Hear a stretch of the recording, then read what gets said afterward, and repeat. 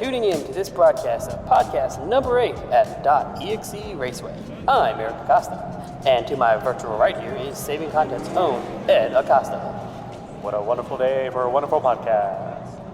It looks like today is going to be a great day for a podcast. The track is dry, the teams are looking ready to get this podcast day started.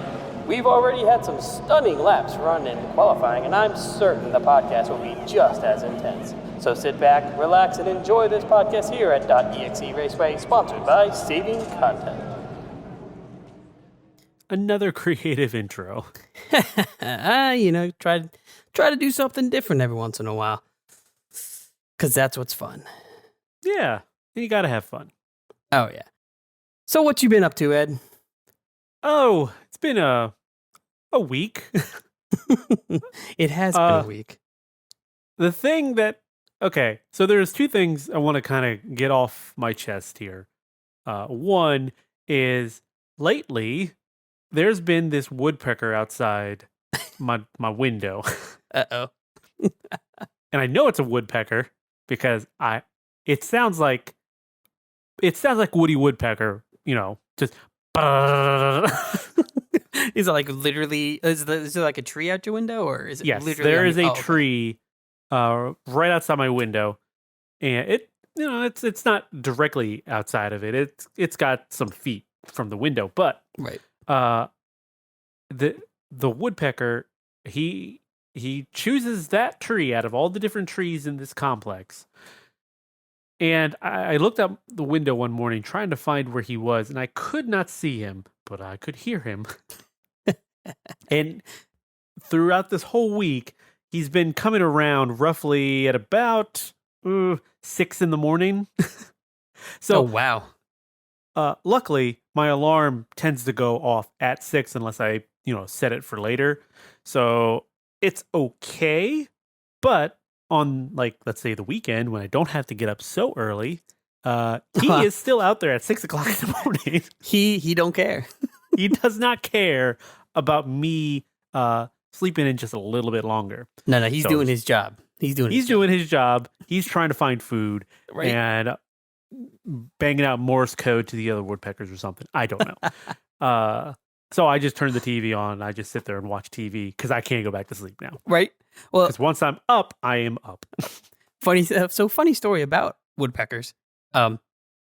This is something I learned when I was working in substations. There are metal poles in the substations. They're actually power line towers for in and outs. And the hamburger chain. Mm-hmm, yeah, in and outs. Yeah, hamburger chains. That's they put fries up there and just kind of pick at them. Oh, good. Lovely. Yeah. Can I get it animal style? Oh yeah. But no. So they had to stop using those in certain wooded areas because the woodpeckers would actually get to the top of that, and the hum of the electrical line, the hum of that current, is actually roughly close to the same frequency as the sound of a lot of bees and flying bugs. Uh-huh. So the woodpecker would land and then try to peck a hole in the metal. What? Yeah, and you would hear it. It would peck and be but it'd be like a tin, so it's because it's metal, and it would go. And it sound like a bunch of really tiny bullet shots. But the reason they had to stop using that, using a lot of those, is because the woodpecker would hit so hard and so repeatedly because they could hear that frequency that it would start damaging their beak. Yeah, that's what I figured would happen. It's it's metal. It's not a soft. Well, soft is relative here, but a soft piece of wood. Yes. So a lot of utilities had to either stop using them or to do what is it, repellent, bird repellents and stuff like that. Okay. Just because they would, you can't change the frequency hum of the voltage or of the current. So you had to change the device the pole that it was on, or make a deterrent for the woodpecker to land there. So I mean, it's probably a good idea to shoo the bird away somehow. Yeah, typically. But yeah, I was told that by one of the guys when I was at one of the stations, and It was crazy. Yeah, he had been there for many years, so he kind of knew his stuff. But I was like, Gotcha. that's insane. Yeah. Well, other than the bird, which if I can catch him on video one day, I will, because I've never actually seen a woodpecker peck at the piece of whatever wood he's pecking at. I just hear him. Right. And, So all you got is that Woody Woodpecker image, right? yeah, yeah. So if I can catch him one morning, I'll get video of him.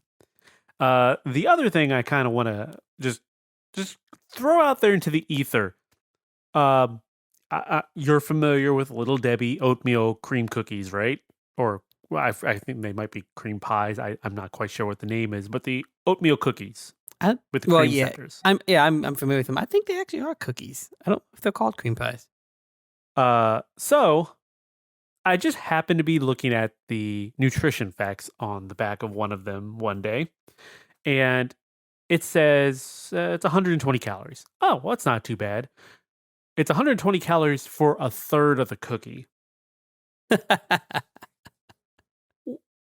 Why do they think it's okay to split the cookie in 3 ways and then say, oh, a third of this cookie is 120 calories. But if you eat the whole cookie, you're getting like 330 calories. Why not just put 330 calories as the whole cookie? Don't put a separate one there. It's because it looks better, obviously. Why are you... Who is doing a third of a cookie as their serving size? You take the cookie's already small. Right. I feel like they've gotten smaller. Maybe I've gotten bigger, but they're small. No, they've gotten smaller. They've 100% gotten smaller. You're not going to cut that thing into a peace sign to have 3 equal bits of cookie and say, I'm full. I've had my 1/3. Yeah. I'll come back tomorrow for the other one. Well, you can't. What are you going to do? Put it in a Ziploc bag? Oh, you were saying this about something else the other day. Yeah. And you are absolutely correct. If you're going to split it up into multiple servings like that, you need to put it in a resealable bag. Right. I think it should be for every serving you have, unless it's like, peanuts or powder or something that's, going to be scooped or served out. Or poured. Yeah. Right. You should have, if it's a single item like a cookie, and you say that it's multiple servings, you should have a resealable bag. It should be a requirement. Yeah. Yeah. Well, so like the chocolate covered cherries I had the other day, they're in a package of like a little plastic. Oh yeah, the plastic tin, or not tin, plastic. Yeah, I want to say tin because, muffin tin. Right. But it's just a little plastic thing that holds the cherries. And you don't have to pull the plastic sheet all the way back. off. Right. So you just put it over top of the part that you're taking out. And it, they say, oh, it's 2 cherries for a serving. Great. Right, well, I can just pull 2 out and everything else is still good. Or like the inventive, I don't even know if Oreo invented it or not, but that is the best cookie serving device setup. Pull that little pouch, the top pouch or leaf out or off and then reseal it. Some magic glue that's on there that's able to reseal itself no matter how many times you pull that thing apart. Well, it's almost like a slightly stronger notepad glue, right? Or a Post-it note glue. Post-it note. Yeah. We just be Post-it note and everything.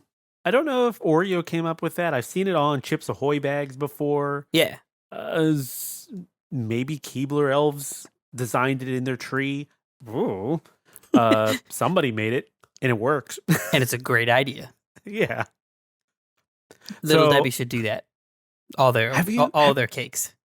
Have you had any of the ice cream? The Little Debbie ice creams? I'm sorry, what? Are you not familiar with these? No. What are you talking about? What? You're not just pulling my leg right now, right? No, I have Little Debbie makes ice, or is it like chunks of Little Debbie stuff? Oh my God. Okay. You need to go Google this either right now or after this podcast is over. I mean, you're saying that right now, and I was already on that. Little Debbie has made a pint size things of ice cream based off of their different cakes. There's no fudge round one, which I'm kind of sad about. My God. But they have zebra cakes. They have the oatmeal cream ones. They have the Christmas trees. They have Nutty Buddies or Nutter Butters. The Cosmic Brownie. Oh, Lord. The Cosmic Brownie. Star Crunch, I think, is one. What? I have the Walmart here. I have tried multiple times to go in and get some. They never have any. So I went and looked on. Are you familiar with BrickSeek? Yes. I don't remember what I used it for way back when, but I remember using it to find something. And I figured, you know what? Let me see if maybe they are doing this. And I went in to BrickSeek, and sure enough, you can search for the Little Debbie ice creams. So I know of 3 Walmarts in the area, and 2 of them do carry some of them, although they only carry like 1.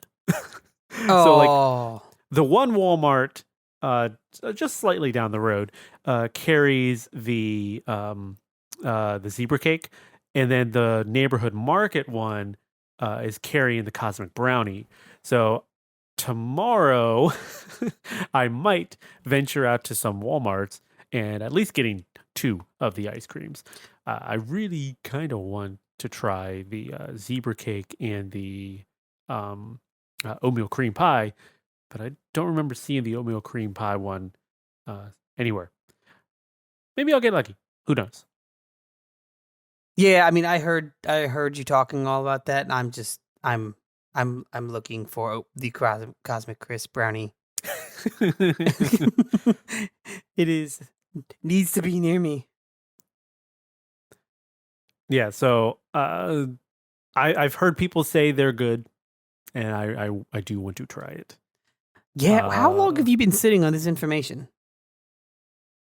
Shoot, man, come on. People were posting about this on like Facebook and Twitter and social media. There was news posts. I'm sure you ran across this some point. Look, you act like I'm on Facebook or something. I ain't on Facebook very much. Shoot. You have friends. Well, yeah. It is Martin's. Oh my gosh, Ed, it's everywhere here. The Cosmic Crisp one. So when you say everywhere, as far as I'm aware, this is a Walmart exclusive. You only have one Walmart. No, actually I have 2, but I have 1, 2, 3, 4, 5.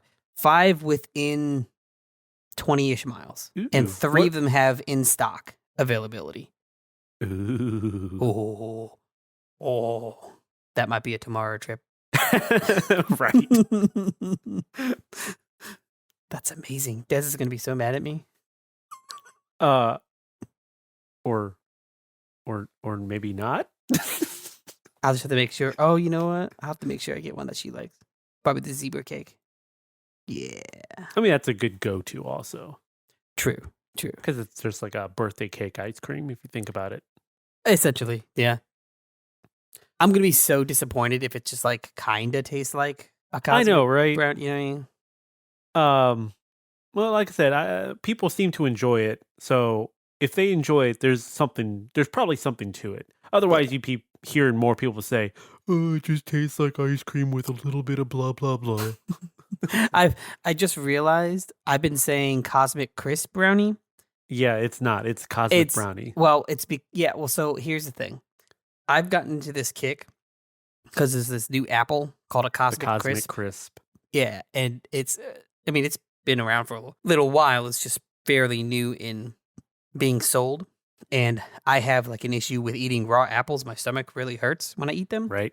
Except for the Cosmic Crisp. And I love apples. So like, I've been like eating those like whenever I can get them. Yeah. So although you don't have an issue with them cooked, it's just raw. Just raw. Yeah, raw. Yeah, once it's cooked, I'm good. Hence why I eat like, apple friggin' apple, whole 12-inch apple pie by myself. I know, right? Oh man, I could go for an apple pie right now. Ugh. I could go with a Cosmic Brownie and a Cosmic Crisp apple pie. Ooh. What if you took the Cosmic Brownie, and you squish that to make that the apple pie crust. So it would be like a brownie pie, brownie Yeah. apple pie. Oh, Yeah. that would be amazing. I could get into that. I could certainly get into that. Probably wouldn't hold very well, but I could get into that. Oh, I don't care about holding well. It's all going to the same place. Right, and then put like a dollop of like vanilla ice cream. Yeah. Oh, that'd be so good. Now Okay, that we've officially made all of our viewers or listeners hungry. Right. So let's move away from food. Because I'm getting hungry. Because I haven't had dinner yet. Oh, that's not good. I have Rummikub on this list because I visited some family over, I guess not over the weekend, but the other day, and had a nice dinner. Did some burgers on the grill, more food again, and while we were eating dinner, we played some Rummikub, and I haven't played Rummikub in years, so I had to get a bit of a refresher on how to play. Almost won. Oh, really? Almost. But it was one of those where it's like, oh, right, this is how to play. Great. Okay, I'm getting into it. Oh, boy. Now I'm trying to make all these moves happen, and I'm running out of space in my head to do that. Do you remember how to play Rummikub? I remember we played it on Mom's side of the family a lot. Yeah. Either that or hearts. Yeah. Well, that was spades, but it's funny that was part of the conversation we were having. Oh, really? Oh, yeah. Play this with grandma all the time. Right. Yeah, I mean, I remember. I can remember some of the rules, but if I were to sit down and try to teach it to someone, I'd be missing a lot. Yeah. So if you're not familiar with Rummikub, it is, you get these tiles with numbers on them. The numbers are 1 through, I believe, 13, and they're different colors. And it's kind of like a matching and what's the best way to put it? It's matching colors, matching numbers, or you can do sequential. That's the word I was looking for, sequential. And when you're doing that, the object is to clear your hand of tiles.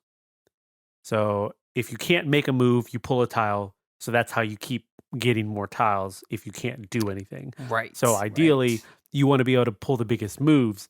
And as long as there's 3 tiles touching, so like if you have matching colors, they all have to be the same color sequentially. So if you have 1, 2, 3 in orange, that can stay. But if you have 1 and 2 in orange, that move cannot be played. It has to have a third tile. And then if they're the same number, it doesn't matter if they're different colors. They can be the same number. But it has to be 3 of them. And you can't have any duplicates. So you can't have like 2 blues of a 3 and a red. It has to be a blue, yellow, and a red. Okay, yeah. So with that in mind, trying to make these big moves, like you can separate the moves. all the moves. You can separate tiles as long as they stay in 3s. So like if there's a 1, 2, 3, 4, 5, 6, and you want to be able to use your own 4 in that set, you can separate at the 3 and then put your 4 at the end of the 3, and now there's also a 4, 5, 6 as a separate thing. So that's where the strategy comes in and everything. And I'm looking at this board, and there was at one point I'm like, oh, I got this move. This is going to clear out my thing. And we start talking. Next person goes their turn. And it's the next person's turn, and then it's my turn. And I look down. I'm like, wait. Something looks different. I know you didn't change anything. I know you only put something down, either I forgot the move I was going to do, or the one tile that our cousin had put down messed me up, and I forgot. So bad. I hate that. So it was fun. It was good to be able to go back and play some Rummikub, because I think the last time I had played was probably at a family gathering or something. We also played Cards Against Humanity, and that's always fun to play. Yeah, I haven't played Rummikub in a long time. So I did teach Keegan and Genevieve how to play Hearts. Yeah, Hearts is also a good one. Hearts, Spades, whichever way you want to take it. Yeah, they were not as thrilled. But I mean, I guess those old card games are, for the old people. I think we're kind of the last generation that's really into that. Being able to pick up a deck of cards and finding something to play with it. That's like Goldfish. I don't know. It could just be like there's a gap of age where it's like cards. Who wants to play with cards? And then you hit the right age, and it's like, man, I need a deck of cards. Well, I almost feel like Keegan and Genevieve are both like very much they'll play with cards, but they're not going to play with like a deck of cards. They've got like things like Gloom and other card games like Coup and like actually full fleshed out like card games, tabletop games, more card than games, like casino game. I guess you could call it. I mean, that's playing card games. I mean, the only thing I know that I've seen them play, like willingly with tabletop cards, or casino cards, sorry, is Go Fish. Yeah, sure. And that's at like, okay, all the power's out. What do we do? Yeah. I mean, our go-to was like Categories and Monopoly and Upwards. Yeah, Upwards. I remember that. Yeah. For anybody who doesn't know what Upwards is, it's basically Scrabble, but you can stack letters on top of the other letters. Yep. So that, if someone has now I can't think of a word that you could change. Red. Here you go. If someone has the word red, you can put a B on top, and now it's bed, and you get those points. Right. So, also a fun game. Yeah. So, other than board games, the two next things that I have are Gran Turismo and Outriders, but we both played those. So, is there anything you've played that you want to talk about that isn't one of those two? Yes. So, as we learned in the previous podcast, I was on vacation for about a week. I went to Seattle, Washington area. Well, not Seattle, but and then home we visited the Starbucks. Yeah, home of the Starbucks, where you buy coffee that made me sleepy. That's how coffee works, right? The weirdest thing. Both me and the wife, we got coffee, and it was like, I'm tired after drinking it. I'm like, I've never had coffee affect me in any way, let alone make me tired. So I don't know if maybe it was like too much sugar or what, but I was sleepy. But then after that trip, we went to family members, in-laws, and we hung out, had fun. But while I was there, my sister-in-law wanted to show me a game, Jurassic World Evolution. Yes, that's a good game. So I, for some reason, had it in my head that it was like an action adventure game. No. This is a tycoon park builder. Yes, and as soon as she was explaining it, I was like, wow, I had a completely different image of this game. I instantly love this game now. So she turned it on, got it going and everything, and I'm watching her play. I'm like, I'm loving this. I'm loving this infinitely, right? So then when I get back, I find out that there's a Jurassic World Evolution 2. So she was playing the first one, and the second one is newer. I think it came out last year, 2021 December, and it added Mhm. Yeah, no, it is very recent. Evolution 2 Right. is out. Yeah. So yeah, I know it's already out because I have it. We'll get into that in a few seconds. But it's got like it adds in like the water dinosaurs, and I think there's more flying dinosaurs and a bunch more of other dinosaurs along with like other genetic stuff that you can do to it.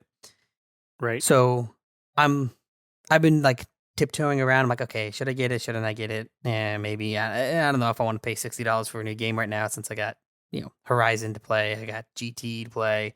I'm still doing Pokemon Arceus. I'm still doing the Fire Red run, and I'm still doing Pearl. So like I've got a lot of things rolling around right now. So I went on to what was I? I was on Xbox Game Pass, Mm-hmm. and I was looking for it, and I'm like, man, it's not on Game Pass. Oh well. So then I happened to go on Steam, and I saw that they had it on sale. I was like, what's it sale? And it was like, Yep. base. I don't have it up with me up right now, but I think like the standard one was like $20 or something, or $30. But then I noticed that they had the like full deluxe package or whatever, normally like $100 for $60. I was like, crap. Now I gotta get it now, right? Right. So yes, I bit the bullet, bought it, and I've been playing that the past 2-3 days for a good few hours. Right. So it's just fun.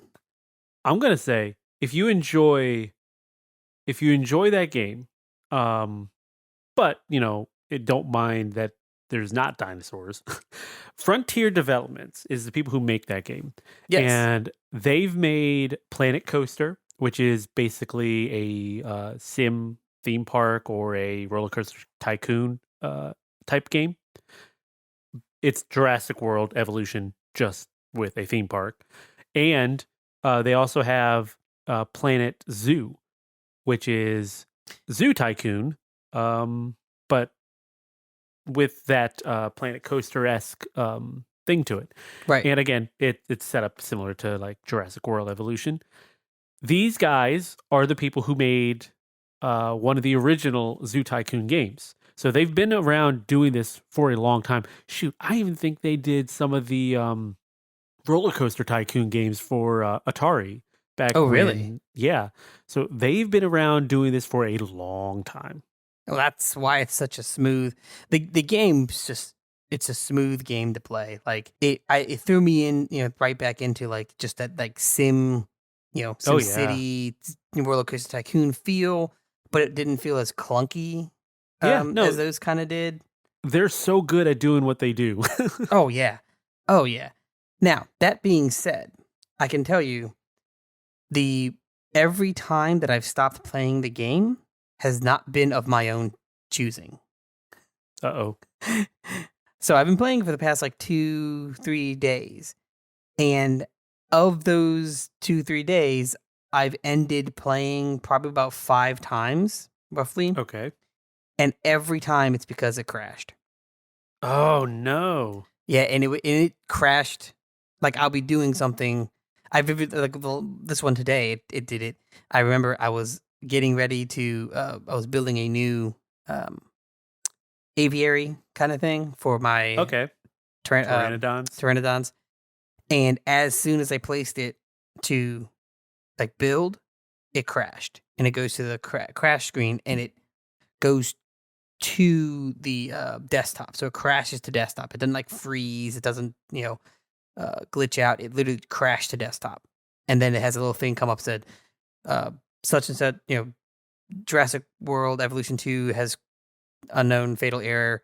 And then on the bottom says, please write a description on what happened for, for the company. And I'm like, you don't want me to write a description because I just lost like 30 minutes worth of work. Oh no. Doesn't autosave?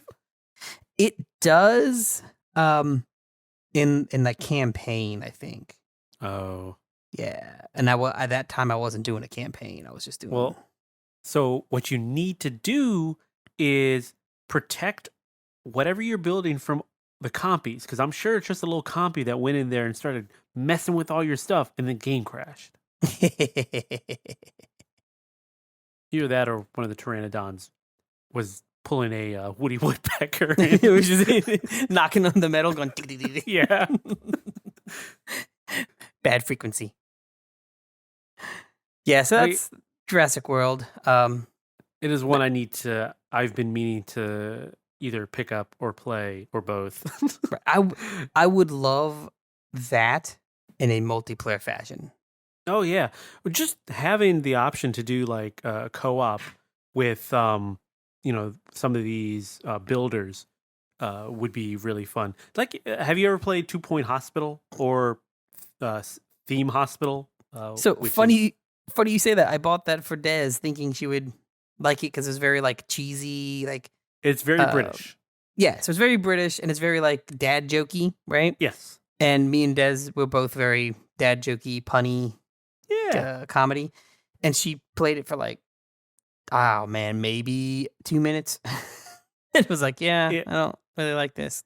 Yeah, you have to. So at 2 minutes, it is one of those you need to play longer, but within 2 minutes whether the humor is going to get you or not, or the gameplay is going to get you, because it, again, like any of these other tycoon games, it is management, and you've got to manage money, you got to manage clients, you've got to manage staff.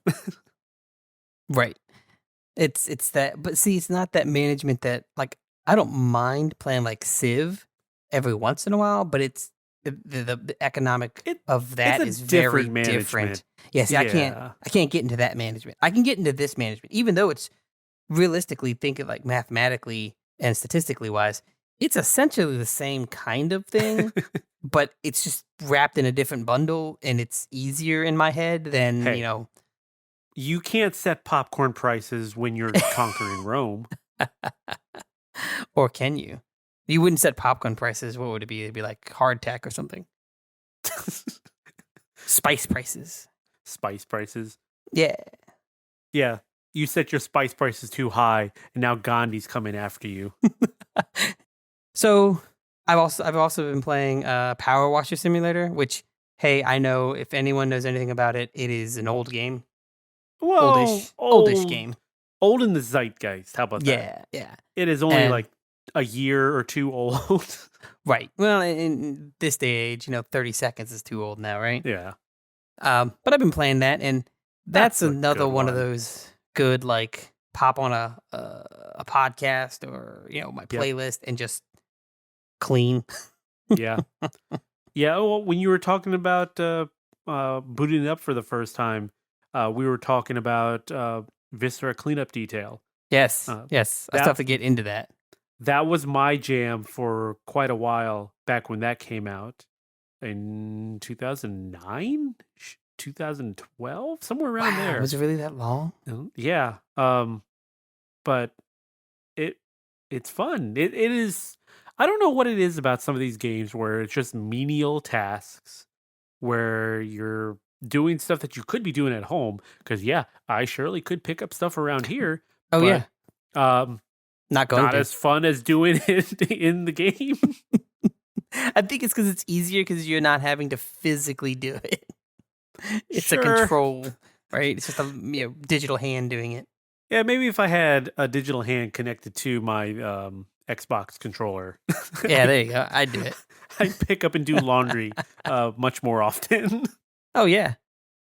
If I had like a progression bar that like leveled up every time I put like, the pair of jeans in the washer. Oh, gosh. Is there a laundry simulator? Oh, I wouldn't put it past them. Like just like a laundry laundromat. Yeah, laundromat or like a dry cleaners. Okay, you know what? We're going to cut this from the podcast so I can go sell this to somebody. You know who you sell it to? The people that made garage or a gas station. Right? Yeah.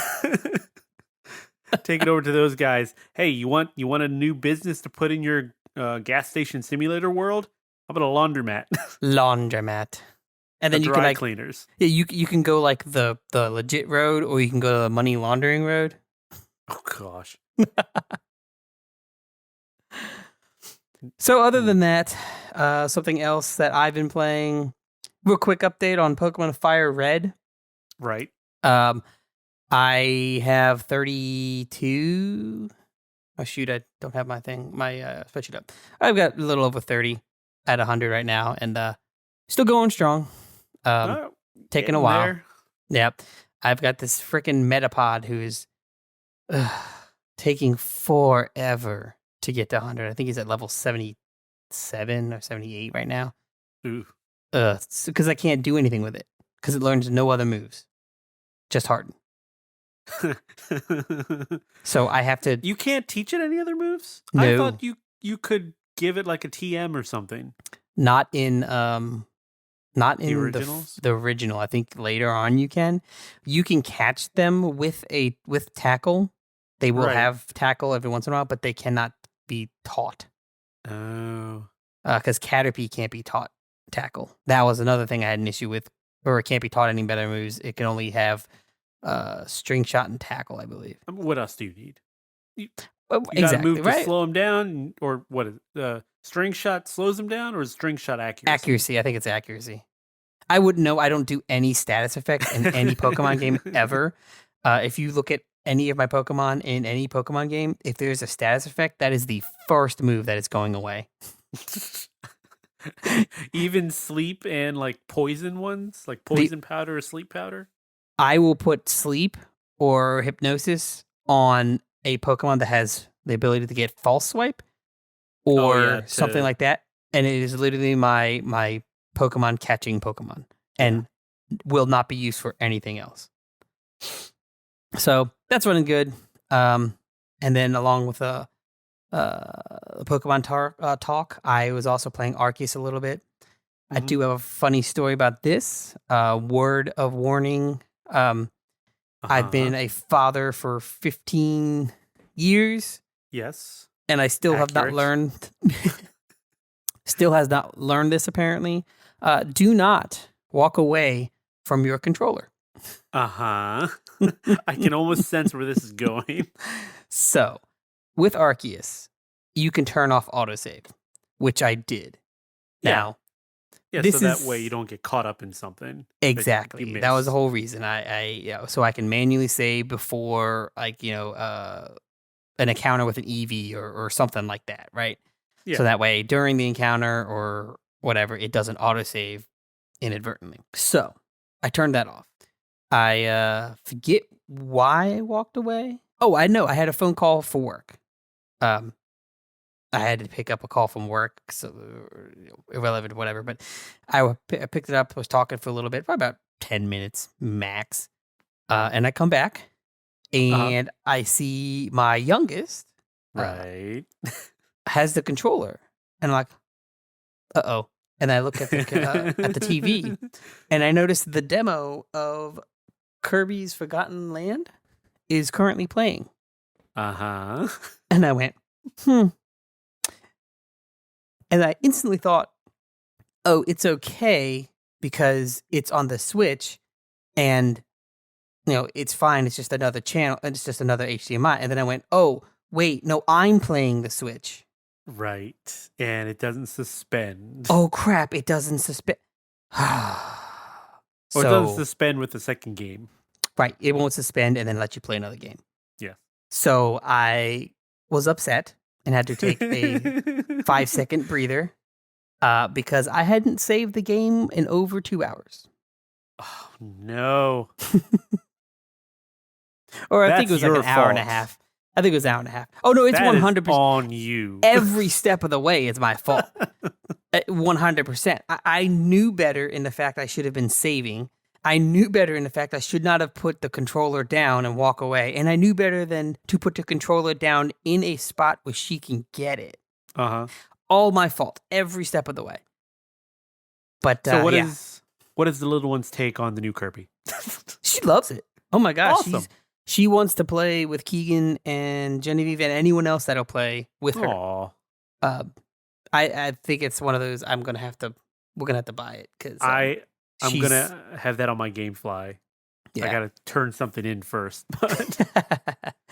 Yeah, I think that's going to be a purchase, either outright or through GameFly. But yeah, she's super into it, which I think is good because that's something that can kind of get her into that the dual joystick esque kind of world, which she's got to get the motor skills for.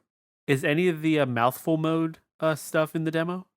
Not that I know of. No, I had not played. Keegan played the demo. I will. Okay. Yeah, Keegan and Maris played it, so I wasn't there watching it all that much.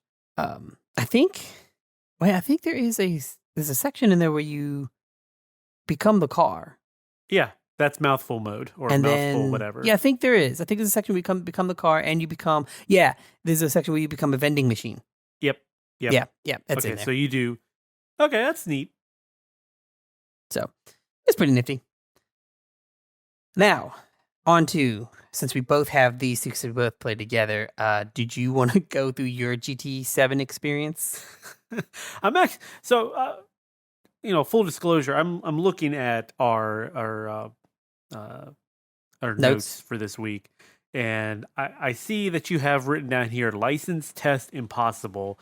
I need to hear about this first. Okay, so there is a license test in the A license, I think. A8.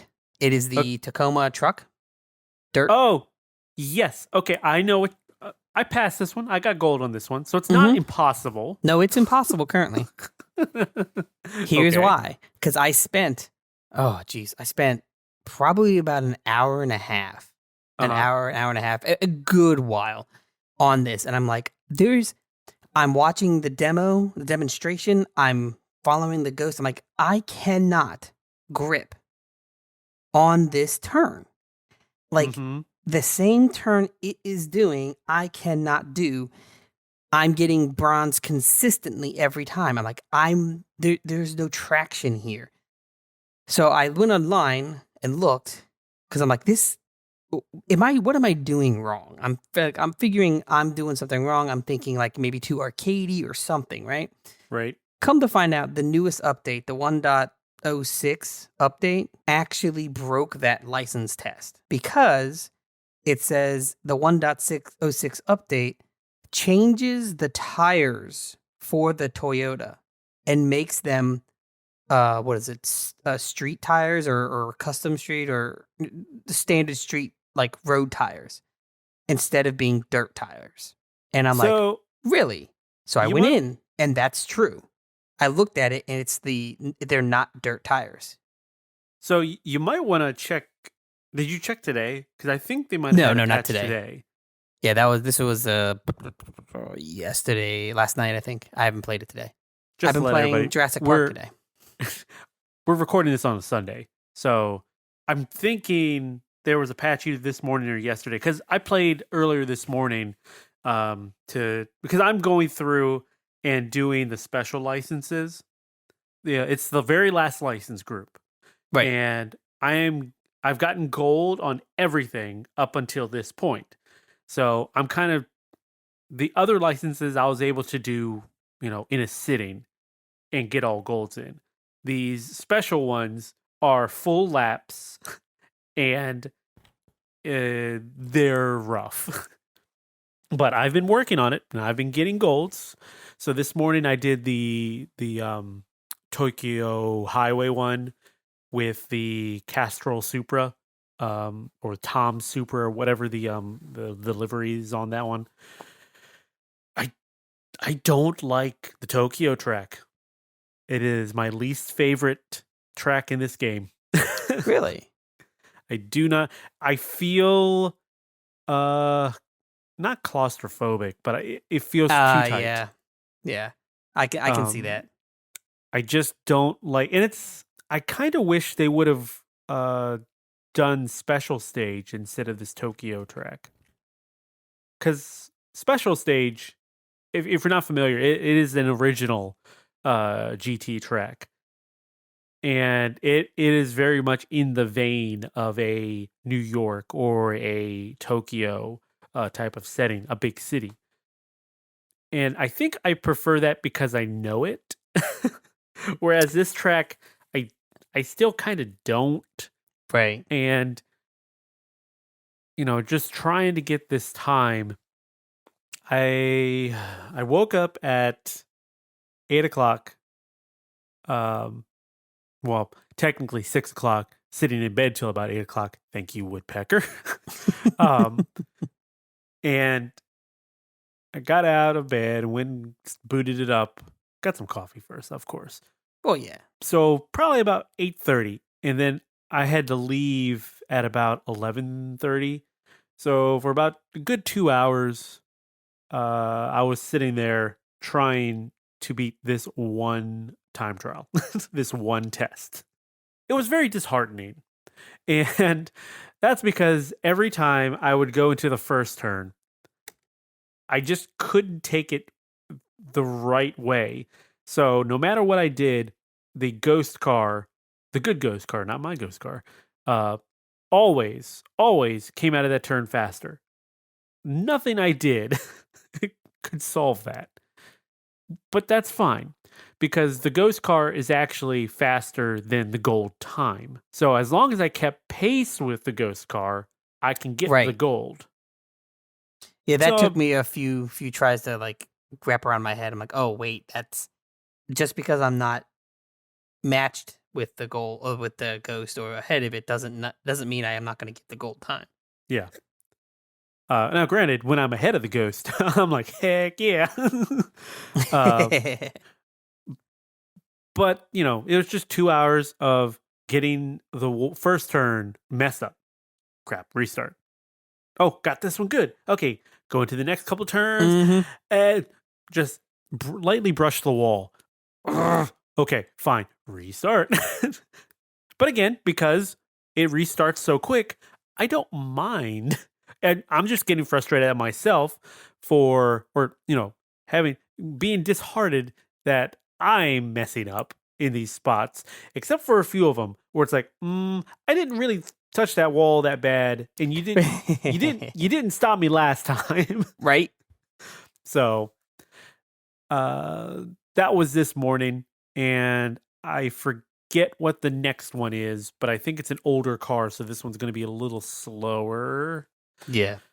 But it's not on a walled-in racetrack like that, so I should feel a little less cramped. Yeah, and I always find it funny when playing, driving those street courses that are like walled in. I'm like, it's really not logically, right? In my mind, it's like I'm not any less of a racetrack, maybe a little bit less, but not by much. But it just feels so much more confining. Yeah, because that instead of there being a line or a turn bump, why do I not remember what those things are called? It's just a wall, so you don't have that little bit of breathing room. Yeah, that rumble strip. Yeah, not a rumble strip, but they do rumble strips on some of them. But I mean, you know what I'm talking about. So, yeah, and I'm sure everybody out there knows also. And they're screaming at their car or whatever, going, "You idiot! You idiot! It's this." Yeah. Unsubscribe. So we also played Outriders. Yes. And if you're unfamiliar with Outriders, it's a 3-player co-op cover-based shooter. And I enjoyed it.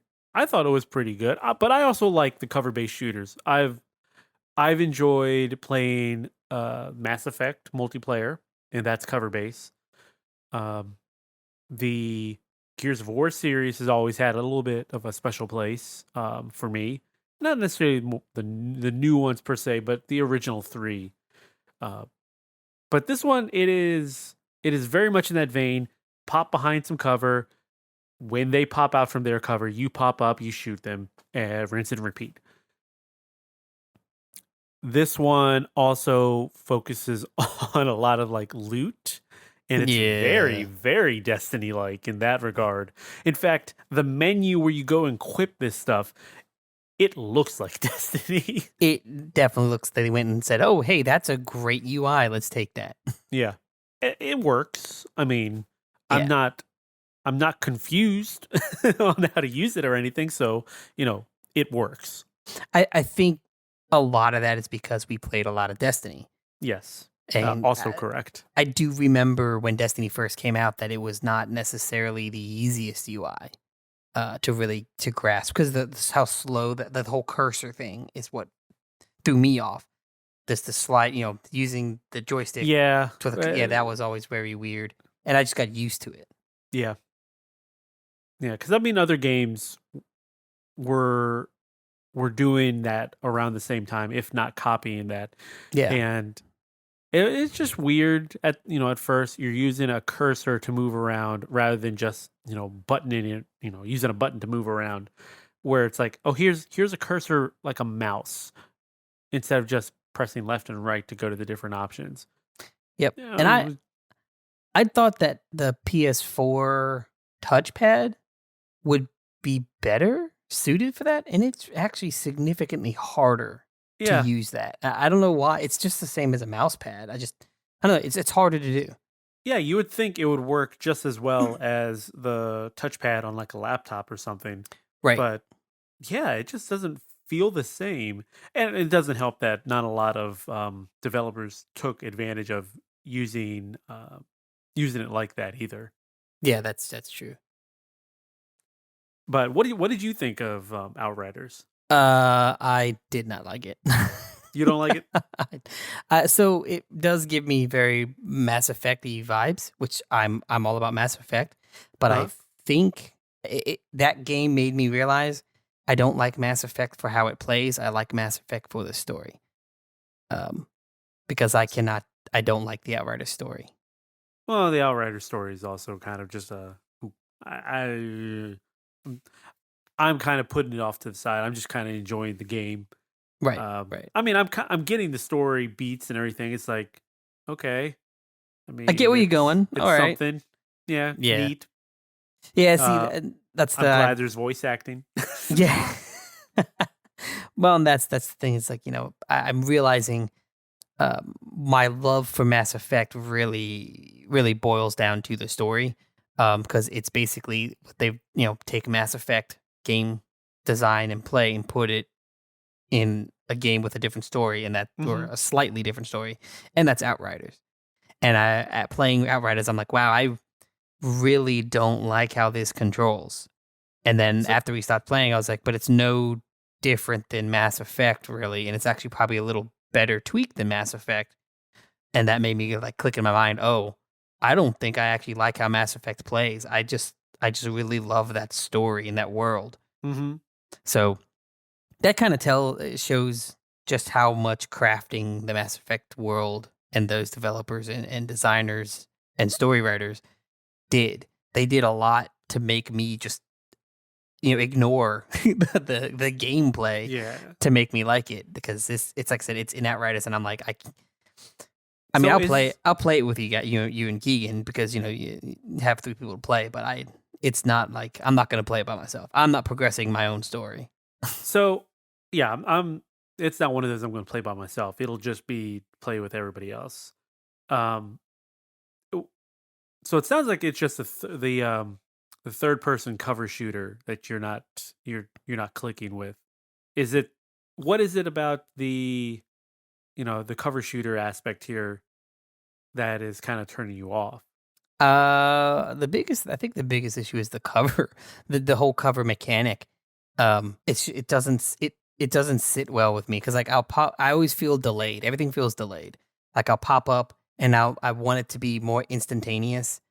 And it just feels like a tick too slow. So by the time I've popped up to get ready to shoot, the person has already moved out of my crosshair area. So then I have to then adjust, but then they've got a dead beat on me because I'm up now for a half a second longer than I wanted to be, and now I'm getting pummeled by bullets. So like it doesn't feel tight enough, I guess. It still has that feel of like a sluggish, like I need to create this animation to come up, but the rest of the game is not or the NPCs are not following that same animation like time frame. So I can't do anything faster than the game will let me, but the NPCs are moving slightly faster. Okay. I think that's really where I'm getting my issues. It's obviously not first person shooter speeds, right? I mean, But it might just be a feel thing because for me, I don't get that. So it could just be a feel thing per person. yeah, I think it is. I really think it is. It's just a me not enjoying that type of game. Yeah, because in my hands, the way it feels, it controls or speed wise is no different than like a Mass Effect. It's actually a little bit quicker than Gears of War, I think. Gears of War, you definitely had like you go right up into the wall, and then you slowly bring your Lancer up to look over, go back down, bring it up, and go back down. So I feel like in that regard, it's probably on par with something like a Mass Effect or like your standard third person cover shooter these days. Yeah, and like I said, it definitely feels Mass Effect. I can tell that it's a good Mass Effect. I don't want to say clone, but using a lot of what that uses, and that just really shows me that I really don't actually like that style of game as much as I thought I did. All right. Well, and like you know, speaking to the menu for the UI for um, Outriders being a lot like Mass Effect, Yeah.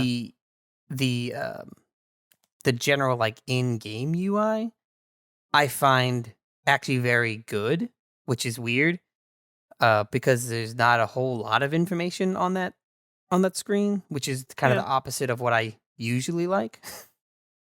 Yeah, when it comes to your user interface UI, like your HUD, your heads up display, Yeah. uh, I kind of I want as much information as possible, but I don't want it to be too clunky. So the topic for today is something along those lines. Uh, when are we going to be able to get UI customization as something that is standard? And some of this was brought about because have you seen the meme going around of what if Ubisoft designed Elden Ring? Yes. Well, so I heard and kind of saw like topics on it, but I hadn't actually looked at the image Right. until recently.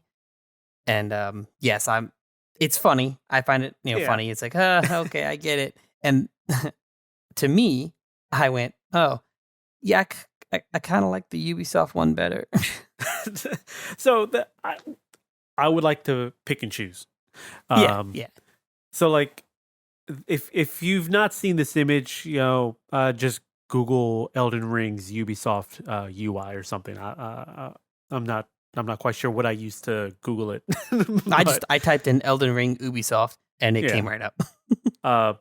But if you're familiar with the Souls-like UI, it's just a does it have a compass? I don't remember if it has a compass, but if it has a compass, it's a north, south, east, west compass thing up top. It has your health, stamina, and whatever other bar on the top left, and then in your bottom left is your inventory, and it's just the 4 cardinal directions: up, down, left, right. But that's basically it. It's the Souls games are very light when it comes to their HUD UI elements. Ubisoft is the opposite. They have everything up. They try to give you as much information as possible. Right. So if you've seen the image, you'll know that you've got a compass, you've got a mini map, you've got message of the day, which usually in Ubisoft games would just pop up, when you first boot up the game. You've got an inventory bar along with your Dark Souls, or not Dark Souls, the Souls inventory. All this stuff. It is just a cluttered mess. And I think I'm with you in that I kind of prefer a majority of what's in the Ubisoft menu, but I also kind of like how clean Souls menus are. So if it were me, what I would like to have would be the mini map, because I don't like compasses. Oh gosh, yeah. When I it don't comes, know who decided that that was better, but they need to be punched because it's garbage. I don't like. I remember seeing it in Skyrim, and I'm like, I I don't like this. Well, just give me a map so I know where I'm going. I Right?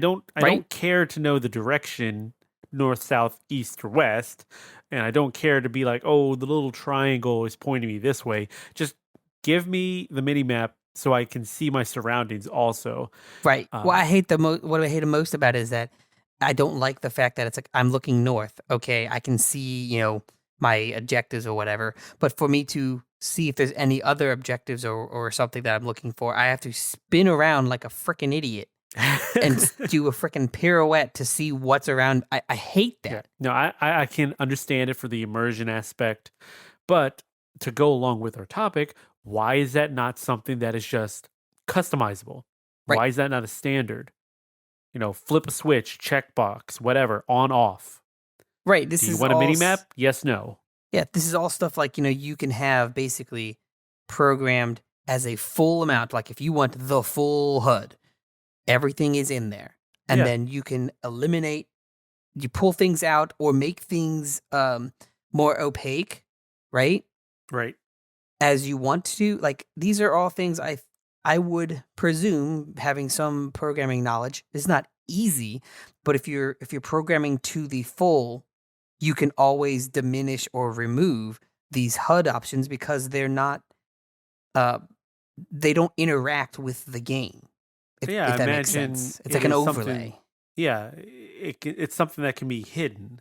Like it's still there, but it can just be visually hidden. I presume. Right. I mean, you look at a lot of these things and like on this Ubisoft Elden Ring map here, a lot of these things that are text are already translucent. Like things are the game that's happening behind it is coming through. Yeah, So that is very obviously coming from a UI or a GUI standpoint. That means that it's translucent. That means that it's overlaid on top of the current game or action happening in the background. right. So they certainly can have a slider that makes it opaque or off. Yeah, I mean, I guess you could even do that too. Um, but I guess it would depend if they had written something to be able to make things transparent or not, or translucent. A slider for that. Um, I'm but well, I mean a lot of things are working in Unreal well, Engine yeah, 5 and I know for a fact that that is a thing doable in Unreal. You could change the opacity of a lot of stuff in I mean, overlays. So, my ideal menu for this would be it would show you the overlay with a static background, and you could toggle on off, and you could just drag and move to where you want it on your screen. ooh, that would that would be amazing, honestly. Because I don't. Let's take GT for example. Ah, So already, if you're in car, you kind of lose a lot of the UI because you've got all your gauges in front of you and everything. right. Um, but if you're on the outside of the car, they still got to present your attack and your speed and everything. But they also throw you get some of this into the car too. But they throw this extra information that for the average player you don't need. And they have this one where it's like a top down, almost like a map of your car on the track, but and it's like zoomed in. But why have that if you already have the map view of your dot on the track, which is something that racing games have had forever. Although Forever, I yeah. do have an issue with where they place the map. Yeah. I am very accustomed to having the map in the bottom left. I don't remember if GT's ever had it in the bottom left, but that's where I'm used to seeing it at on racing games. I'm almost certain they. Oh, you know what? I think one or two of them had that. Like, it wasn't a full map, but it was the Yeah, it's kind the of just location map. Yeah, where it's like as you move, like, almost like a GPS. I think they did that in the bottom right or left So, at one and point. on GT, they have in the bottom right corner is like additional information, Right. and you can toggle between the different telemetry stuff from weather. The weather thing's really weird on that. I still don't quite understand it. I was curious. I don't understand why or. Well, I can understand Yeah. why you need it. I don't understand how to read it. Oh, okay. So you're even that. I'm at the point of like I don't even care. Like yeah, I don't really care either. But then again, I'm not doing 24-hour races yet. Yeah, you know what I mean, so I those think really that's long where ones it's really gonna, if come you into were play. to do a long race. Yeah, but you can toggle between the different telemetry stuff in there, and one of them is that top down bird's eye view, your car on the track type of thing. It's not a picture of a car; it's dot, but yeah, it's showing you your where you are at in relation to the road. It just if you want to think about it, it's just a zoomed in view. But again, it's like this is kind of redundant information, but whatever. Yeah, I've noticed this almost. There seems to be a lot of redundant information of like, I've already got a data point for that. Why do I need this in my little like scrolling map? Like, yeah. So like in a game like Assassin's Creed, or let's say a Far Cry, or a Elden Elden Ring, Demon Souls, a Elder Scrolls. Elder Scrolls. Thank you. I knew that's what you were looking for. If I could customize the UI the way I wanted to, then I could get rid of all the redundancies in something like a Ubisoft game.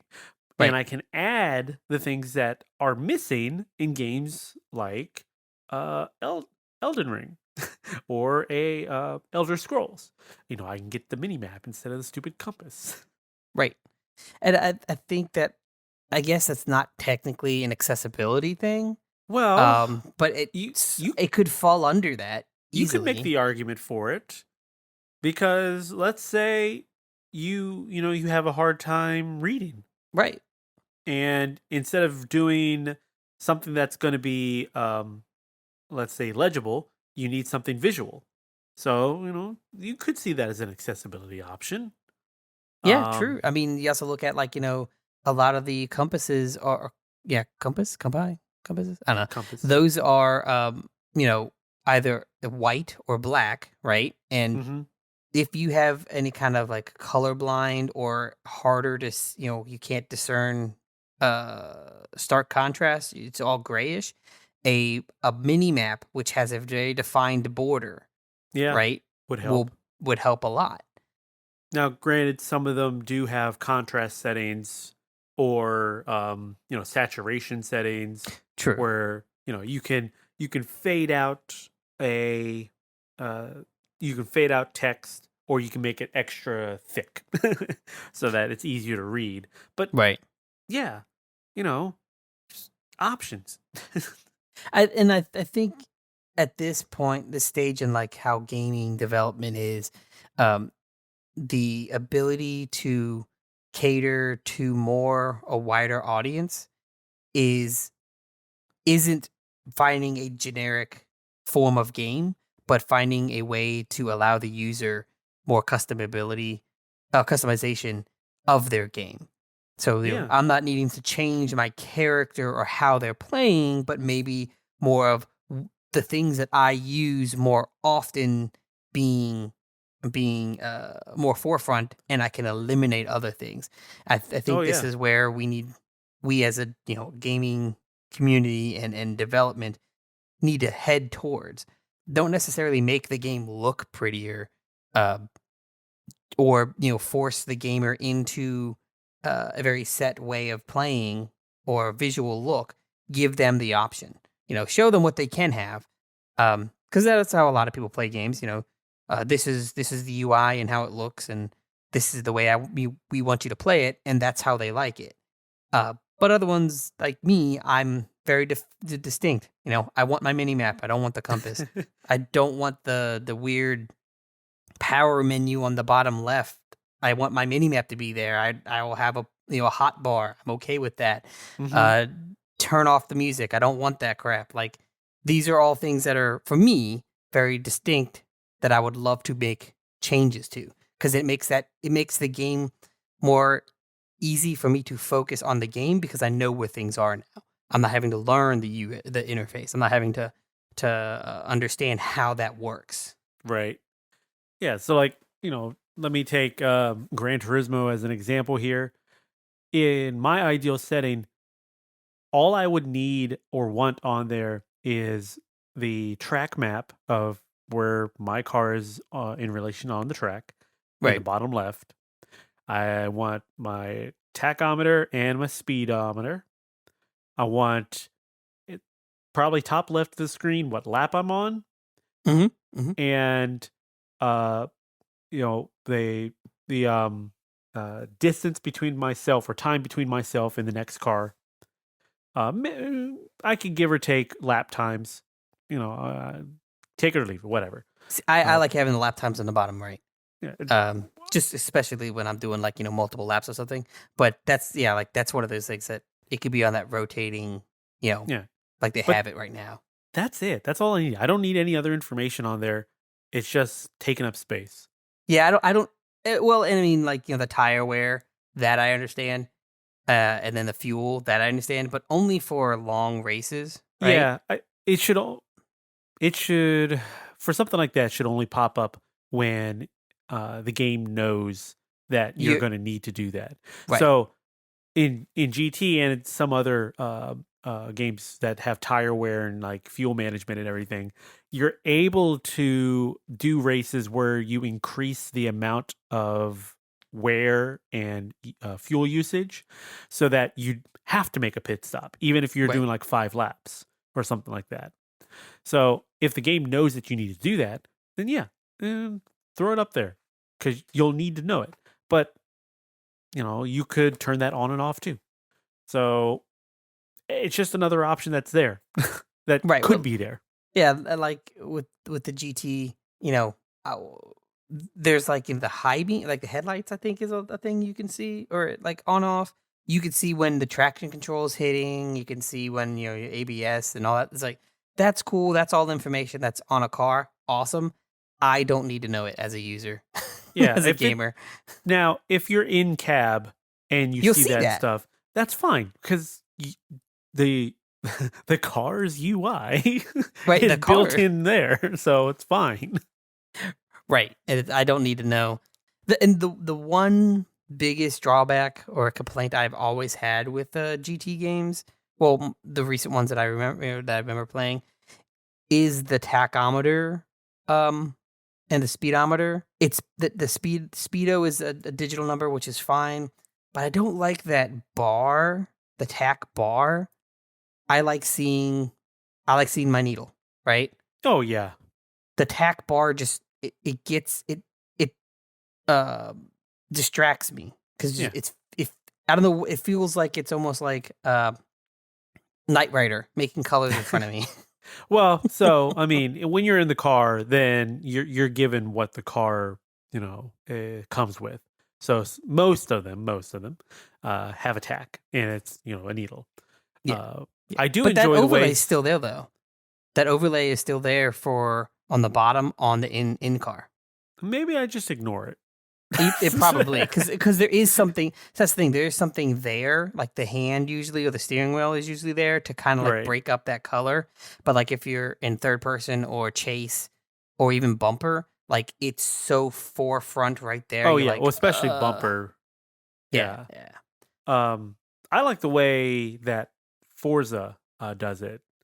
It kind of puts everything in the general corners, and they don't try to overload it. I'm trying to remember that HUD now. Yeah, so on the left is typically reserved for your GPS. So anything like the map is down there, If you need to use your GPS lady, she's down there. I've never used that lady.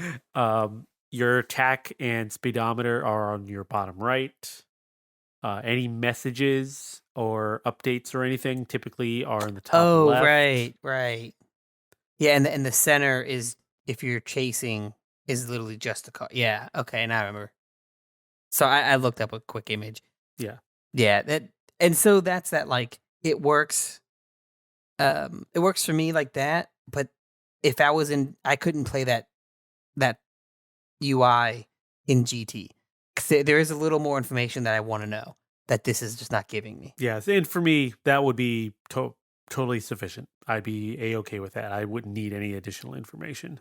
Yeah, and I guess that's, again, this comes back down to usability, or I mean customizability, what each person wants, Yeah. And like, again, these overlays they're not interacting with the game. Like, it's not in world, right? It's just, I'll say just, but it is an overlay. So being able to have the ability to make it fade away or turn off completely, it's gotta be there, I would imagine so. And, hopefully there will be a time where it is just a default option to be able to go into your menu and say, here, adjust the layout the way you want to. Right. That would be amazing, because it would make switching to different games a lot easier. Sure. And honestly, I would think it would make it slightly easier on the developer, right? They can just literally, instead of having to like really plan out how that UI looks, they can just, here's all the information that you would need, and they put it into a generic area, and then say, as a user, you make your UI look the way you want.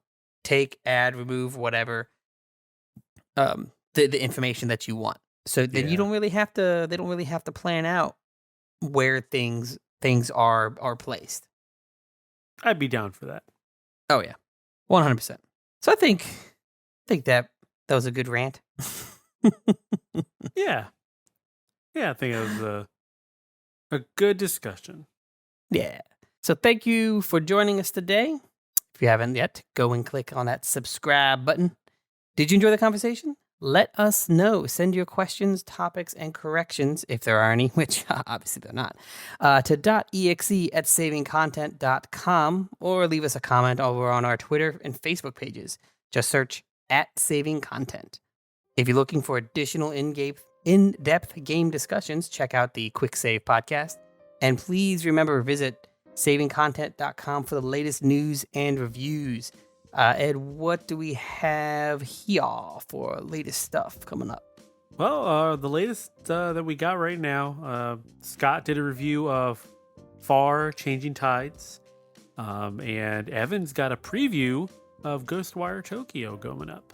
Ooh, I've actually heard a little bit about Ghostwire Tokyo.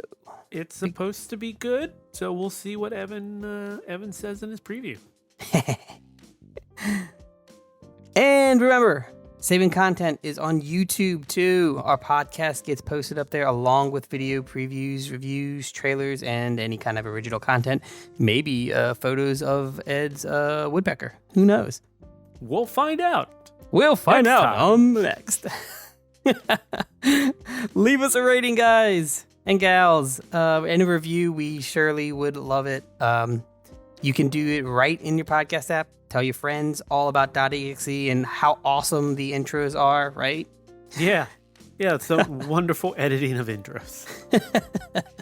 It'll help us grow, and truly, we'd appreciate it. Thank you for listening, and remember, the most wasted of days is one without laughter. Good night.